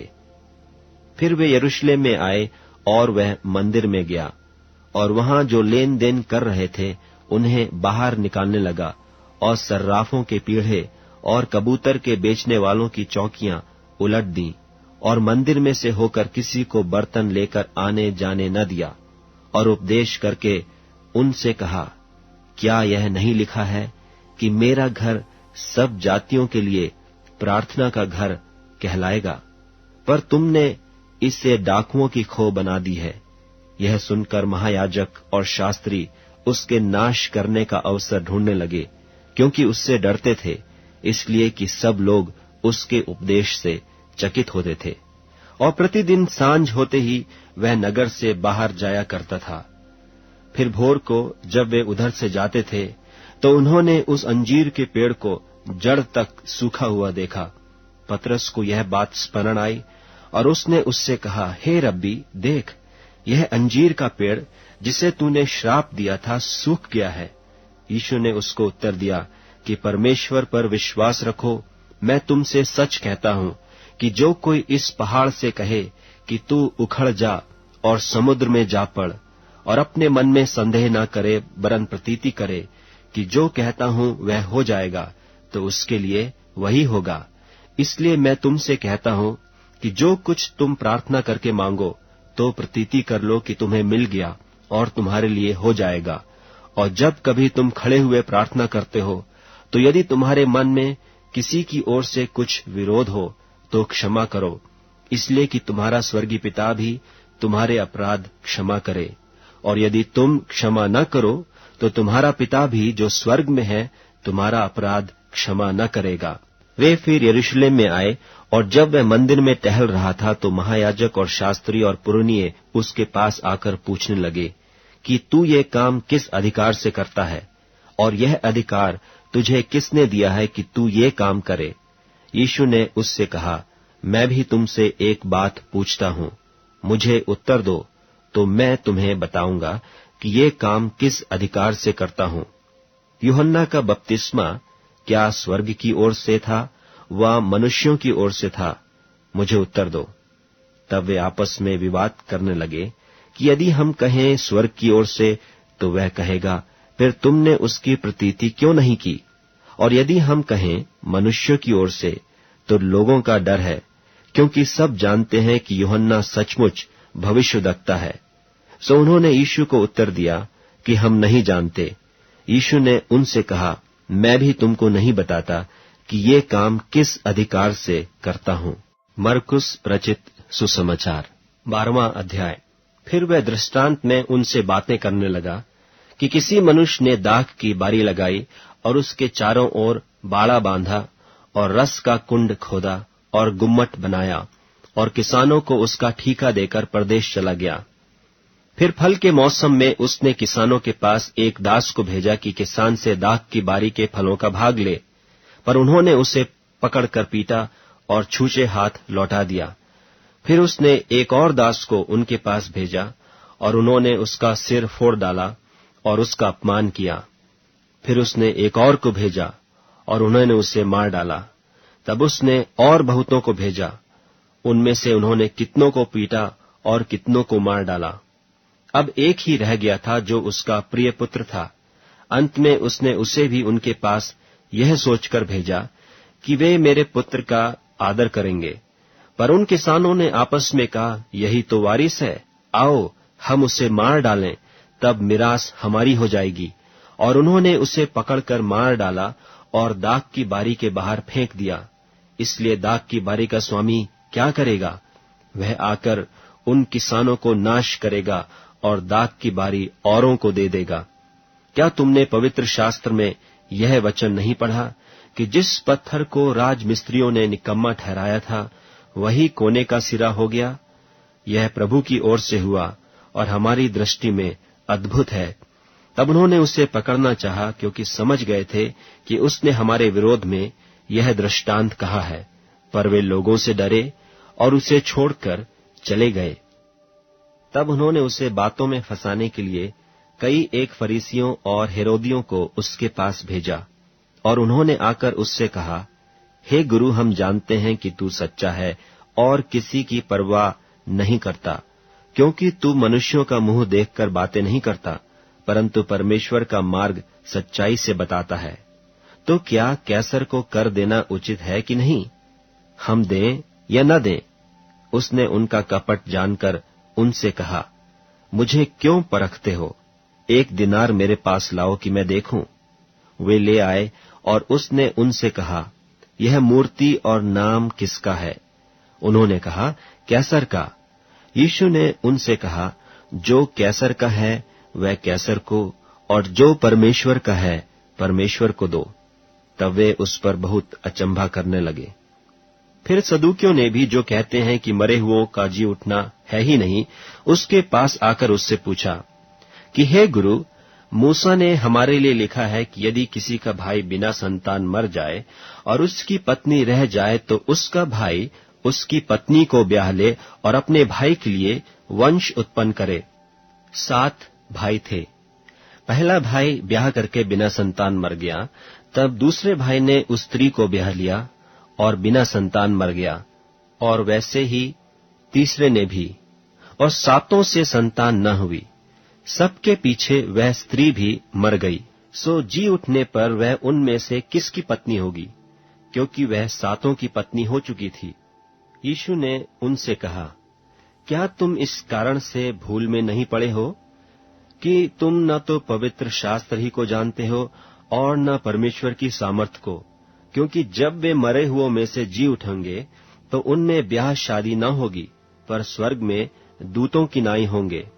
मरे हुओं के जी उठने के विषय में क्या तुमने मूसा की पुस्तक में झाड़ी की कथा में नहीं पढ़ा कि परमेश्वर ने उससे कहा, मैं इब्राहिम का परमेश्वर और इसहाक का परमेश्वर और याकूब का परमेश्वर हूं। परमेश्वर मरे हुओं का नहीं, पर जीवितों का परमेश्वर है। सो तुम बड़ी भूल में पड़े हो। और शास्त्रियों में से एक ने आकर उन्हें विवाद करते सुना, और यह जानकर कि उसने उन्हें अच्छी रीति से उत्तर दिया, उससे पूछा, सबसे मुख्य आज्ञा कौन सी है? यीशु ने उसे उत्तर दिया, सब आज्ञाओं में से यह मुख्य है, हे इस्राएल सुन, प्रभु हमारा परमेश्वर एक ही प्रभु है, और तू प्रभु अपने परमेश्वर से अपने सारे मन से और अपने सारे प्राण से और अपनी सारी बुद्धि से और अपनी सारी शक्ति से प्रेम रखना। और दूसरी यह है कि तू अपने पड़ोसी से अपने समान प्रेम रखना। इससे बड़ी और कोई आज्ञा नहीं। शास्त्री ने उससे कहा, हे गुरु, बहुत ठीक, तूने सच कहा कि वह एक ही है और उसे छोड़ और कोई नहीं, और उससे सारे मन और सारी बुद्धि और सारे प्राण और सारी शक्ति के साथ प्रेम रखना, और पड़ोसी से अपने समान प्रेम रखना सारे होमों और बलिदानों से बढ़कर है। जब यीशु ने देखा कि उसने समझ से उत्तर दिया, तो उससे कहा, तू परमेश्वर के राज्य से दूर नहीं, और किसी को फिर उससे कुछ पूछने का साहस न हुआ। फिर यीशु ने मंदिर में उपदेश करते हुए यह कहा कि शास्त्री क्यों कर कहते हैं कि मसीह दाऊद का पुत्र है। दाऊद ने आप ही पवित्र आत्मा में होकर कहा है कि प्रभु ने मेरे प्रभु से कहा, मेरे दाहिने बैठ, जब तक कि मैं तेरे बैरियों को तेरे पांवों की पीढ़ी न कर दूं। दाऊद तो आप ही उसे प्रभु कहता है, फिर वह उसका पुत्र कहां से ठहरा? और भीड़ के लोग उसकी आनंद से सुनते थे। उसने अपने उपदेश में उनसे कहा, शास्त्रियों से चौकस रहो, जो लंबे वस्त्र पहने हुए फिरना और बाजारों में नमस्कार और आराधनालयों में मुख्य मुख्य आसन और जेवनारों में मुख्य मुख्य स्थान भी चाहते हैं। वे विधवाओं के घरों को खा जाते हैं और दिखाने के लिए बड़ी देर तक प्रार्थना करते रहते हैं, ये अधिक दंड पाएंगे। और वह मंदिर के भंडार के सामने बैठकर देख रहा था कि लोग मंदिर के भंडार में किस प्रकार पैसे डालते हैं, और बहुत धनवानों ने बहुत कुछ डाला। इतने में एक कंगाल विधवा ने आकर 2 दमड़ियां, जो एक अधेले के बराबर होती हैं, डाली। तब उसने अपने चेलों को पास बुलाकर उनसे कहा, मैं तुमसे सच कहता हूं कि मंदिर के भंडार में डालने वालों में से इस कंगाल विधवा ने सबसे बढ़कर डाला है, क्योंकि सब ने अपने धन की बढ़ती में से डाला है, परंतु इसने अपनी घटी में से जो कुछ उसका था, अर्थात अपनी सारी जीविका डाल दी है। मरकुस रचित सुसमाचार 13वां अध्याय। जब वह मंदिर से निकल रहा था तो उसके चेलों में से एक ने उससे कहा, हे गुरु, देख कैसे कैसे पत्थर और कैसे कैसे भवन हैं। यीशु ने उससे कहा, क्या तुम ये बड़े बड़े भवन देखते हो? यहाँ पत्थर पर पत्थर भी बचा न रहेगा जो ढाया न जाएगा। जब वह जैतून के पहाड़ पर मंदिर के सामने बैठा था, तो पतरस और याकूब और यूहन्ना और अंद्रियास ने अलग जाकर उससे पूछा कि हमें बता कि ये बातें कब होंगी, और जब ये सारे बातें पूरी होने पर होंगी, उस समय का क्या चिन्ह होगा? यीशु उनसे कहने लगा, चौकस रहो कि कोई तुम्हें न भरमाए। बहुतेरे मेरे नाम से आकर कहेंगे कि मैं वही हूं, और बहुतों को भरमाएंगे।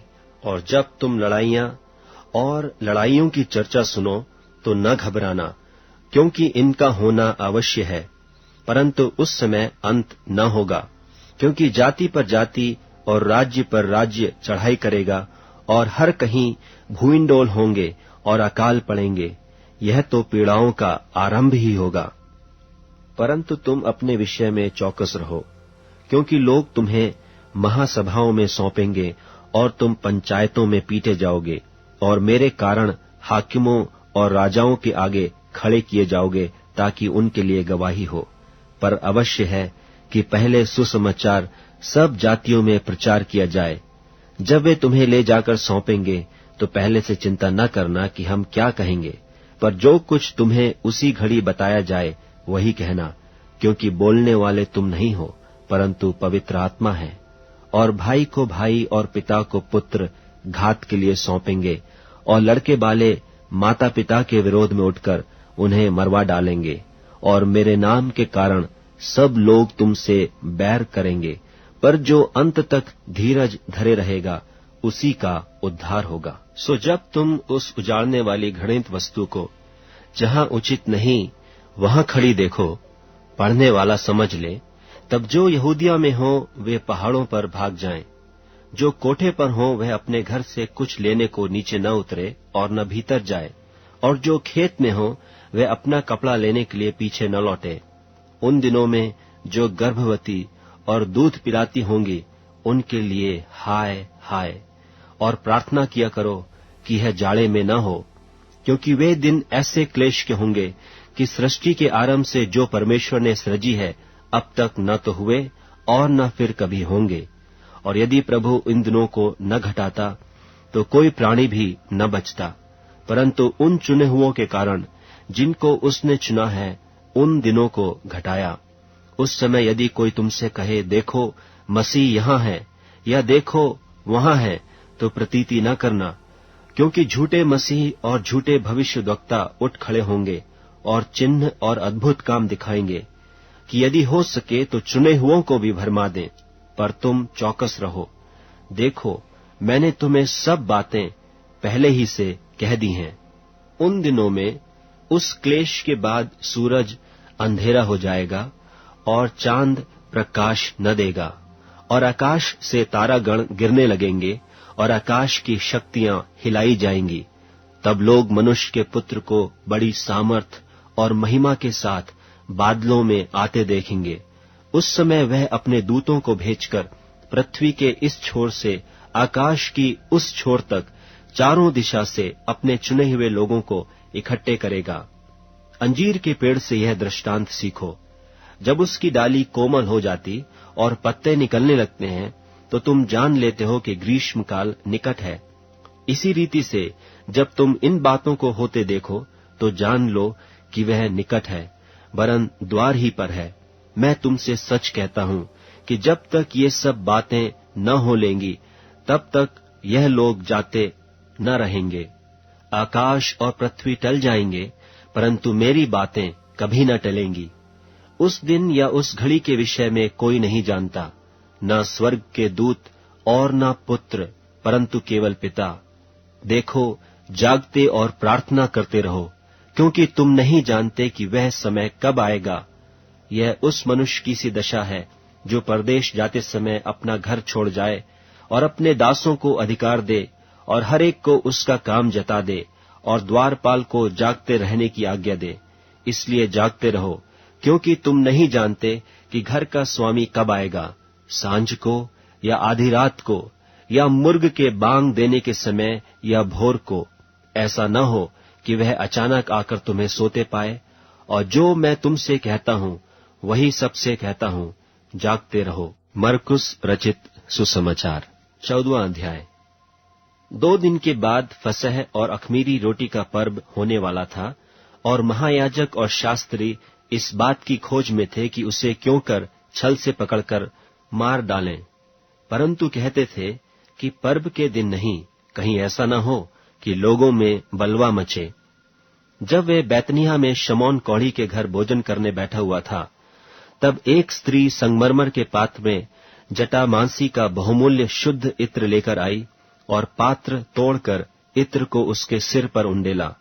परंतु कोई कोई अपने मन में रिसियाकर कहने लगे, इस इत्र को क्यों सत्यानाश किया गया, क्योंकि यह इत्र तो 300 दिनार से अधिक मूल्य में बेचकर कंगालों को बांटा जा सकता था। और वे उसको झिड़कने लगे। यीशु ने कहा, उसे छोड़ दो, उसे क्यों सताते हो, उसने तो मेरे साथ भलाई की है। कंगाल तुम्हारे साथ सदा रहते हैं और तुम जब चाहो तब उनसे भलाई कर सकते हो, पर मैं तुम्हारे साथ सदा न रहूंगा। जो कुछ वह कर सकी उसने किया। उसने मेरे गाड़े जाने की तैयारी में पहले से मेरी देह पर इत्र मला है।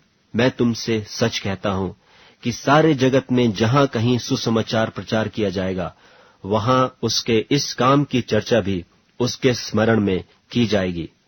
तब यहूदा इस्करियोती, जो 12 में से एक था, महायाजकों के पास गया कि उसे उनके हाथ पकड़वा दे।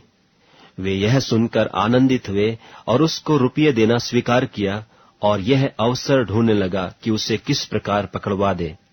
अख़मीरी रोटी के पर्व के पहले दिन, जिसमें वे फसह का बलिदान करते थे, उसके चेलों ने उससे पूछा, तू कहाँ चाहता है कि हम जाकर तेरे लिए फसह खाने की तैयारी करें?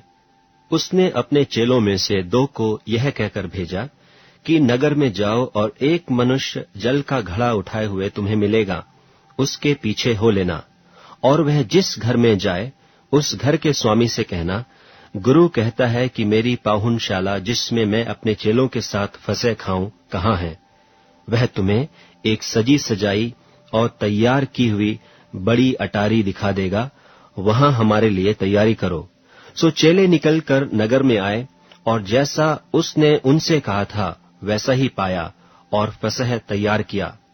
जब सांझ हुई तो वह 12 के साथ आया, और जब वे बैठे भोजन कर रहे थे तो यीशु ने कहा, मैं तुमसे सच कहता हूं कि तुम में से एक जो मेरे साथ भोजन कर रहा है मुझे पकड़वाएगा। उन पर उदासी छा गई और वे एक एक करके उससे कहने लगे, क्या वह मैं हूं? उसने उनसे कहा, वह 12 में से एक है जो मेरे साथ थाली में हाथ डालता है, क्योंकि मनुष्य का पुत्र तो जैसा उसके विषय में लिखा है जाता ही है, परंतु उस मनुष्य पर हाय जिसके द्वारा मनुष्य का पुत्र पकड़वाया जाता है। यदि उस मनुष्य का जन्म ही न होता तो उसके लिए भला होता। और जब वे खा ही रहे थे तो उसने रोटी ली और आशीष मांगकर तोड़ी और उन्हें दी और कहा, लो, यह मेरी देह है। फिर उसने कटोरा लेकर धन्यवाद किया और उन्हें दिया, और उन सब ने उसमें से पिया।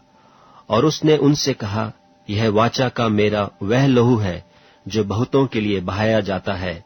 मैं तुमसे सच कहता हूं कि दाख का रस उस दिन तक फिर कभी न पीऊंगा जब तक परमेश्वर के राज में नया न पीऊं। फिर वे भजन गाकर बाहर जैतून के पहाड़ पर गए। तब यीशु ने उनसे कहा, तुम सब ठोकर खाओगे, क्योंकि लिखा है कि मैं रखवाले को मारूंगा और भेड़ तितर बितर हो जाएंगी। परंतु मैं अपने जी उठने के बाद तुमसे पहले गलील को जाऊंगा। पतरस ने उससे कहा, यदि सब ठोकर खाएं तो खाएं, पर मैं ठोकर नहीं खाऊंगा। यीशु ने उससे कहा, मैं तुझसे सच कहता हूं कि आज ही इसी रात को मुर्गे के 2 बार बांग देने से पहले तू 3 बार मुझसे मुकर जाएगा। पर उसने और भी जोर देकर कहा, यदि मुझे तेरे साथ मरना भी पड़े तो भी तेरा इनकार कभी न करूंगा। इसी प्रकार और सबने भी कहा। फिर वे गतसमने नाम एक जगह में आए और उसने अपने चेलों से कहा, यहां बैठे रहो जब तक मैं प्रार्थना करूं। और वह पतरस और याकूब और यूहन्ना को अपने साथ ले गया और बहुत ही अधीर और व्याकुल होने लगा और उनसे कहा, मेरा मन बहुत उदास है, यहां तक कि मैं मरने पर हूं। तुम यहां ठहरो और जागते रहो। और वह थोड़ा आगे बढ़ा और भूमि पर गिरकर प्रार्थना करने लगा कि यदि हो सके तो यह घड़ी मुझ पर से टल जाए। और कहा, हे अब्बा, हे पिता, तुझसे सब कुछ हो सकता है। इस कटोरे को मेरे पास से हटा ले, तो भी जैसा मैं चाहता हूं वैसा नहीं, पर जो तू चाहता है वही हो। फिर वह आया और उन्हें सोते पाकर पतरस से कहा, हे शमौन, तू सो रहा है? क्या तू एक घड़ी भी न जाग सका? जागते और प्रार्थना करते रहो कि तुम परीक्षा में न पड़ो। आत्मा तो तैयार है पर शरीर दुर्बल है। और वह फिर चला गया और वही बात कहकर प्रार्थना की और फिर आकर उन्हें सोते पाया, क्योंकि उनकी आंखें नींद से भरी थीं और नहीं जानते थे कि उसे क्या उत्तर दें। फिर तीसरी बार आकर उनसे कहा, अब सोते रहो और विश्राम करो, बस घड़ी आ पहुंची। देखो, मनुष्य का पुत्र पापियों के हाथ पकड़वाया जाता है। उठो चलें, देखो मेरा पकड़वाने वाला निकट आ पहुंचा है। वह यह कह ही रहा था कि यहूदा जो 12 में से था अपने साथ महायाजकों और शास्त्रियों और पुरनियों की ओर से एक बड़ी भीड़ तलवारें और लाठियां लिए हुए तुरंत आ पहुंची। और उसके पकड़वाने वाले ने उन्हें यह पता दिया था कि जिसको मैं चूमूं वही है, उसे पकड़कर यतन से ले जाना। और वह आया और तुरंत उसके पास जाकर कहा, हे रब्बी, और उसको बहुत चूमा। तब उन्होंने उस पर हाथ डालकर उसे पकड़ लिया। उनमें से जो पास खड़े थे, एक ने तलवार खींचकर महायाजक के दास पर चलाई और उसका कान उड़ा दिया। यीशु ने उनसे कहा, क्या तुम डाकू जानकर मेरे पकड़ने के लिए तलवारें और लाठियां लेकर निकले हो? मैं तो हर दिन मंदिर में तुम्हारे साथ रहकर उपदेश दिया करता था, और तब तुमने मुझे न पकड़ा, परंतु यह इसलिए हुआ है कि पवित्र शास्त्र की बातें पूरी हों। इस पर सब चेले उसे छोड़कर भाग गए। और एक जवान अपनी नंगी देह पर चादर ओढ़े हुए उसके पीछे हो लिया, और लोगों ने उसे पकड़ा, पर वह चादर छोड़कर नंगा भाग गया। फिर वे यीशु को महायाजक के पास ले गए, और सब महायाजक और पुरनिये और शास्त्री उसके यहाँ इकट्ठे हो गए।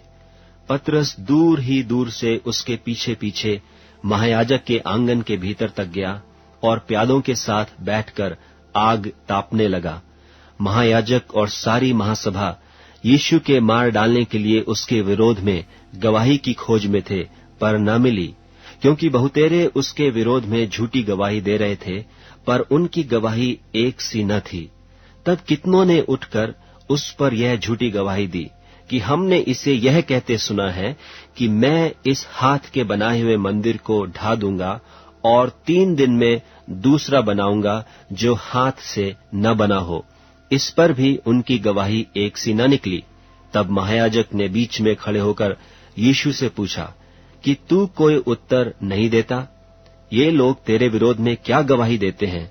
परंतु वह मौन साधे रहा और कुछ उत्तर न दिया। महायाजक ने उससे फिर पूछा, क्या तू उस परम धन्य का पुत्र मसीह है? यीशु ने कहा, हाँ, मैं हूं। और तुम मनुष्य के पुत्र को सर्वशक्तिमान की दाहिनी ओर बैठे और आकाश के बादलों के साथ आते देखोगे। तब महायाजक ने अपने वस्त्र फाड़कर कहा, अब हमें गवाहों का और क्या प्रयोजन है? तुमने यह निंदा सुनी, तुम्हारी क्या राय है? उन सब ने कहा, यह वध के योग्य है। तब कोई तो उस पर थूकने और कोई उसका मुंह ढांपने और उसे घूंसे मारने और उससे कहने लगे कि भविष्यवाणी कर, और प्यादों ने उसे लेकर थप्पड़ मारे। जब पतरस नीचे आंगन में था, तो महायाजक की लौंडियों में से एक वहां आई और पतरस को आग तापते देखकर उस पर टकटकी लगाकर देखा और कहने लगी, तू भी तो उस नासरी यीशु के साथ था। वह मुकर गया और कहा कि मैं तो नहीं जानता और नहीं समझता कि तू क्या कह रही है। फिर वह बाहर डेवढ़ी में गया और मुर्गे ने बांग दी। वह लौंडी उसे देखकर उनसे जो पास खड़े थे फिर कहने लगी, यह उनमें से एक है। परंतु वह फिर मुकर गया। और थोड़ी देर बाद उन्होंने जो पास खड़े थे फिर पतरस से कहा, निश्चय तू उनमें से एक है, क्योंकि तू गलीली भी है। तब वह धिक्कार देने और शपथ खाने लगा कि मैं उस मनुष्य को जिसकी तुम चर्चा करते हो नहीं जानता। तब तुरंत दूसरी बार मुर्ग ने बांग दी।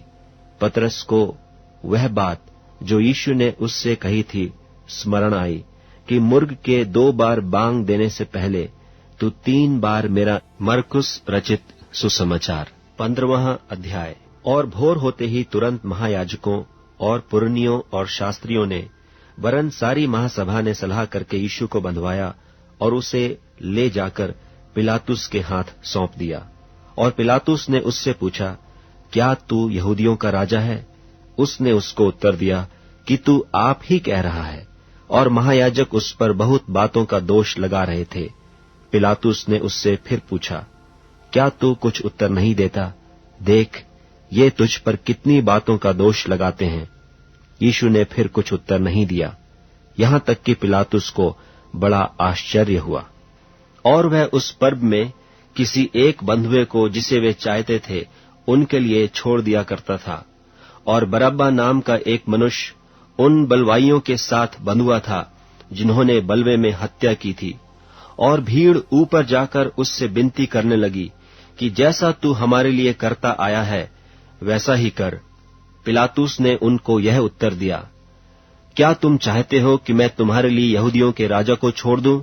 क्योंकि वह जानता था कि महायाजकों ने उसे डाह से पकड़वाया था। परंतु महायाजकों ने लोगों को उभारा कि वह बरअब्बा ही को उनके लिए छोड़ दे। यह सुन पिलातुस ने उनसे फिर पूछा, तो जिसे तुम यहूदियों का राजा कहते हो उसको मैं क्या करूं? वे फिर चिल्लाए कि उसे क्रूस पर चढ़ा दे। पिलातुस ने उनसे कहा, क्यों? इसने क्या बुराई की है? परंतु वे और भी चिल्लाए कि उसे क्रूस पर चढ़ा दे।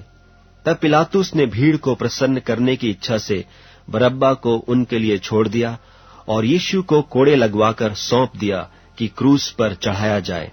और सिपाही उसे किले के भीतर के आंगन में ले गए, जो प्रिटोरियन कहलाता है, और सारी पलटन को बुला लाए। और उन्होंने उसे बैंजनी वस्त्र पहनाया और कांटों का मुकुट गूंथ कर उसके सिर पर रखा, और यह कहकर उससे नमस्कार करने लगे कि हे यहूदियों के राजा, नमस्कार। और वे उसके सिर पर सरकंडे मारते और उस पर थूकते और घुटने टेक कर उसे प्रणाम करते रहे। और जब वे उसका ठट्ठा कर चुके तो उस पर से बैंजनी वस्त्र उतारकर उसी के कपड़े पहनाए, और तब उसे क्रूस पर चढ़ाने के लिए बाहर ले गए। और सिकंदर और रूफुस का पिता शमौन नाम एक कुरेनी मनुष्य, जो गांव से आ रहा था, उधर से निकला। उन्होंने उसे बेगार में पकड़ा कि उसका क्रूस उठा ले चले। और वे उसे गुलगुता नाम जगह पर, जिसका अर्थ खोपड़ी की जगह है, लाए और उसे मुर्र मिला हुआ दाखरस देने लगे, परंतु उसने नहीं लिया। तब उन्होंने उसको क्रूस पर चढ़ाया और उसके कपड़ों पर चिट्ठियां डालकर कि किसको क्या मिले उन्हें बांट लिया। और पहर दिन चढ़ा था जब उन्होंने उसको क्रूस पर चढ़ाया, और उसका दोष पत्र लिखकर उसके ऊपर लगा दिया गया कि यहूदियों का राजा। और उन्होंने उसके साथ 2 डाकू, एक उसकी दाहिनी और एक उसकी बाईं ओर क्रूस पर चढ़ाए। तब धर्मशास्त्र का वह वचन कि वह अपराधियों के संग गिना गया पूरा हुआ। और मार्ग में जाने वाले सिर हिला हिलाकर और यह कहकर उसकी निंदा करते थे कि वाह, मंदिर के ढाने वाले और 3 दिन में बनाने वाले, क्रूस पर से उतरकर अपने आप को बचा ले। इसी रीति से महायाजक भी शास्त्रियों समेत आपस में ठट्ठे से कहते थे कि इसने औरों को बचाया और अपने को नहीं बचा सकता। इस्राएल का राजा मसीह अब क्रूस पर से उतर आए कि हम देखकर विश्वास करें। और जो उसके साथ क्रूसों पर चढ़ाए गए थे वे भी उसकी निंदा करते थे। और दोपहर होने पर सारे देश में अंधियारा छा गया और तीसरे पहर तक रहा। तीसरे पहर यीशु ने बड़े शब्द से पुकार कर कहा, इलोई इलोई लमा शबक्तनी, जिसका अर्थ यह है, हे मेरे परमेश्वर, तूने मुझे क्यों छोड़ दिया। जो पास खड़े थे उनमें से कितनों ने यह सुनकर कहा, देखो, यह एलिय्याह को पुकारता है। और एक ने दौड़कर स्पंज को सिरके में डुबोया और सरकंडे पर रखकर उसे चुसाया और कहा, ठहर जाओ, देखें कि एलिय्याह उसे उतारने के लिए आता है कि नहीं। तब यीशु ने बड़े शब्द से चिल्लाकर प्राण छोड़ दिए और मंदिर का पर्दा ऊपर से नीचे तक फटकर 2 टुकड़े हो गया। जो सूबेदार उसके सामने खड़ा था, जब उसे यूं चिल्लाकर प्राण छोड़ते हुए देखा तो उसने कहा, सचमुच यह मनुष्य परमेश्वर का पुत्र था।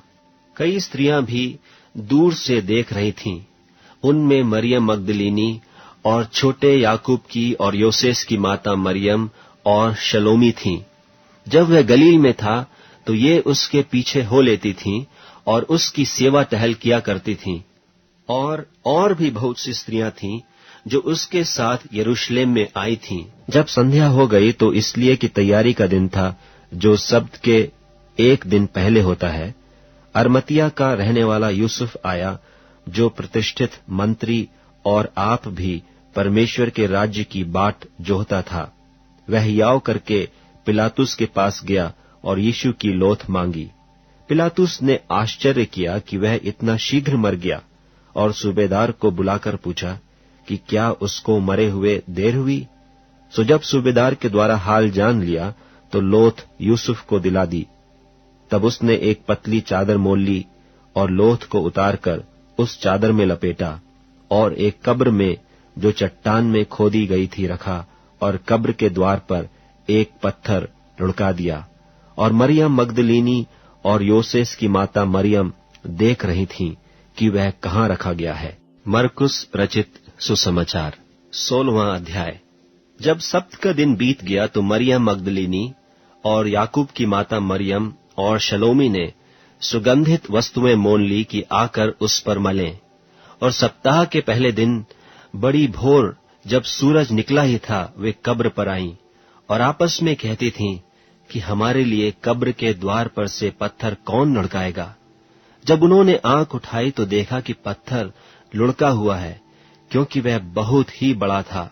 और कब्र के भीतर जाकर उन्होंने एक जवान को श्वेत वस्त्र पहने हुए दाहिनी ओर बैठे देखा और बहुत चकित हुई।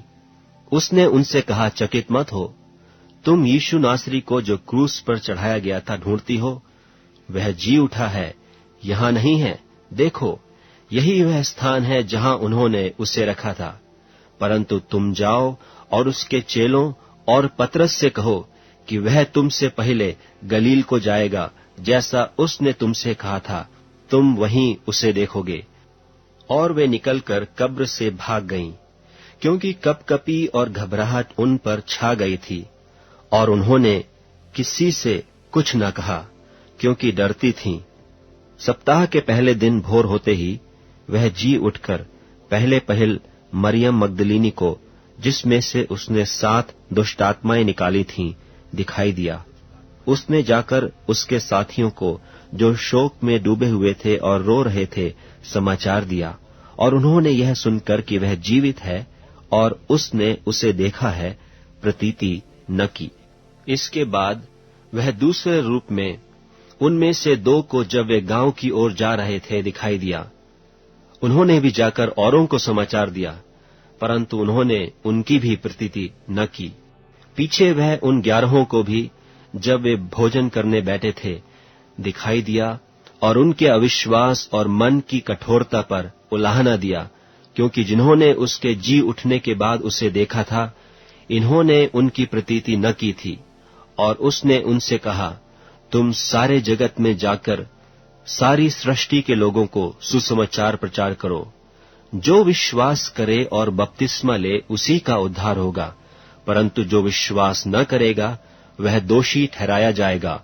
और विश्वास करने वालों में ये चिन्ह होंगे कि वे मेरे नाम से दुष्टात्माओं को निकालेंगे, नई नई भाषा बोलेंगे, सांपों को उठा लेंगे, और यदि वे नाशक वस्तु भी पी जाएं तो भी उनकी कुछ हानि न होगी। वे बीमारों पर हाथ रखेंगे और वे चंगे हो जाएंगे। निदान प्रभु यीशु उनसे बातें करने के बाद स्वर्ग पर उठा लिया गया और परमेश्वर की दाहिनी ओर बैठ गया। और उन्होंने निकलकर हर जगह प्रचार किया, और प्रभु उनके साथ काम करता रहा, और उन चिन्हों के द्वारा जो साथ साथ होते थे, वचन को दृढ़ करता रहा। आमीन।